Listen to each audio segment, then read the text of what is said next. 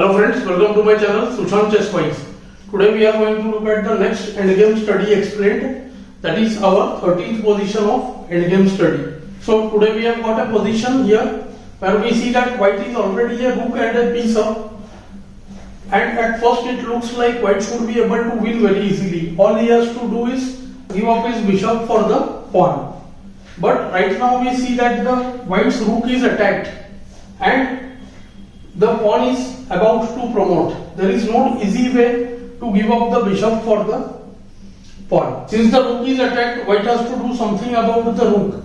Let's see some ideas. Suppose white plays the rook to the square f1. Then after the move b2, white tries rook f8. Then black will be able to queen the pawn. And after rook a8 check, kb2, rook b8 check, king is quite safe on c2. And after rook b1, kb1, white will be left just with the bishop. After the move rook f1, b2, if bishop comes to c3, then also just b1 queens, and after rook f2 check, king can just go to the a3 square. When we see there is no forced mate, after the move bb4, queen will take on b4, and there is no other check, bb2 can be met by qb2, and the game will be drawn. As we have seen till now, in every endgame study, we try to make the impossible possible. So white plays the move rook c1.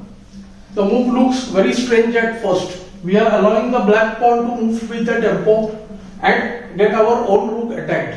But what white is going to do with the rook here is he is trying to pin the pawn and gain some tempo. So after the only move b2, if b2 is not played, then white will get his bishop to c3. For example, ab2, then rook c4 followed by bishop c3, and then give up his bishop for the b pawn, and white will mate with king and rook.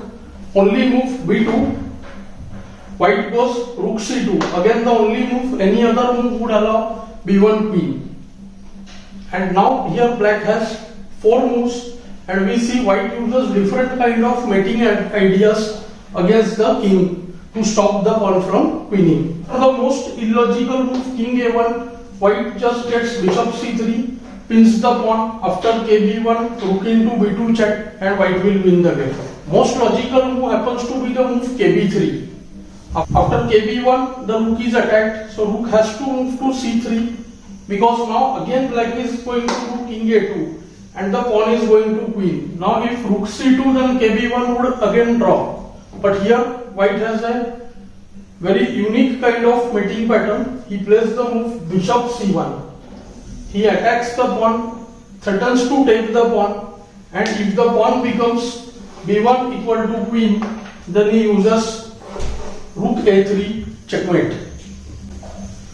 See the end position, it's quite unique. And after b1 knight, stopping the mate on a3, white is just winning. He has got rook extra with which he can win. Of course, he can do now rook c2 check, force the king away. If king goes to b3, then rook b2 check and the knight could be taken. And if the king goes to a1, then we see that we can put black in a zugzwang by the move kb4. When the knight will be captured, king cannot move. Wherever the knight goes d2, c3 or a3, the knight would be captured. So kb4 wins for white. And finally now we have got the moves kb3 and a3, which are made with the same idea, rook a3 check. As we discussed just now, the move king a2 leads to the same variation after the move bishop c1. So the only other option is king a4. And I hope by now you must have understood that white is again going to use the same plan, bishop c1. This time the mating net with the move rook a3 is done because of the king on c5. So now what happens? Again, if the pawn promotes to knight, then white is just winning. He can move the rook to d3 or play rook c4 check, kb3, rook b4 check, and win the game however he wants. And after the move b1 queen, we see that rook a3 check is again mate.